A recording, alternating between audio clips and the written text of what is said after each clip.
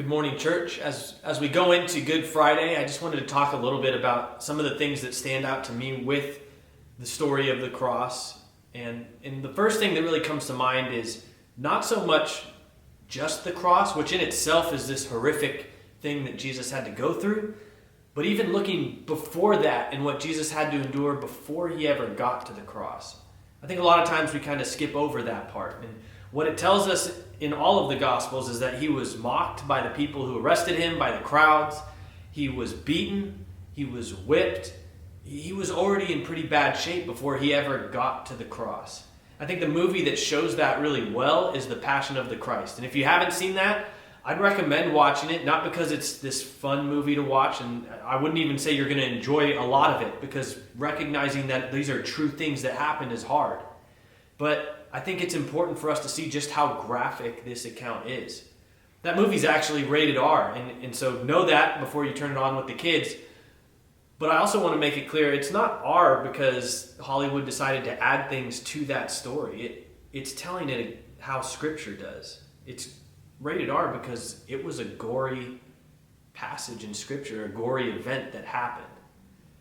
I also don't say those things just to point out the situation, like how beat up Jesus was, for no reason. I think the reality is this story shows us just how big a deal our sin is to God. A lot of times we try to kind of play it down a little bit and think, oh, well, at least I don't mess up as much as that person does. Or, it's not that big a deal. I just did a smaller thing. But the reality is, all sin is a big deal. It separates us from God. It's why Jesus came to this earth in the first place. It's ultimately what led him to the cross and to endure the things he did. And so first and foremost, I think we need to recognize our sin is a bigger deal than we make it a lot of the time. The next point that I really see in the story of the cross and in what we even call today is the fact that we call it Good Friday.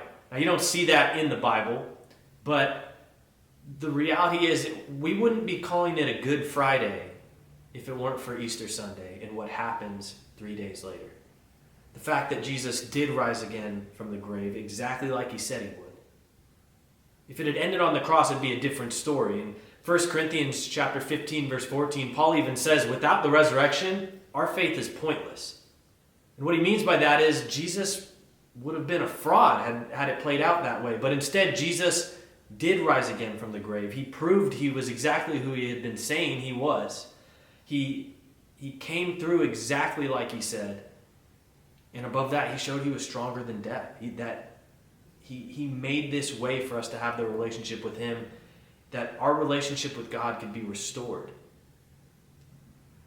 That means everything to us. And so I hope this weekend that you're able to focus on that with your family. You're able to reflect on this whole story and what it means for us. I also hope you're able to tune in later today at noon. We're going to be having a Good Friday service. We're going to have some music. And then Pastor Bob and Pastor Brandon are going to be talking about the 7 sayings Jesus had while on the cross.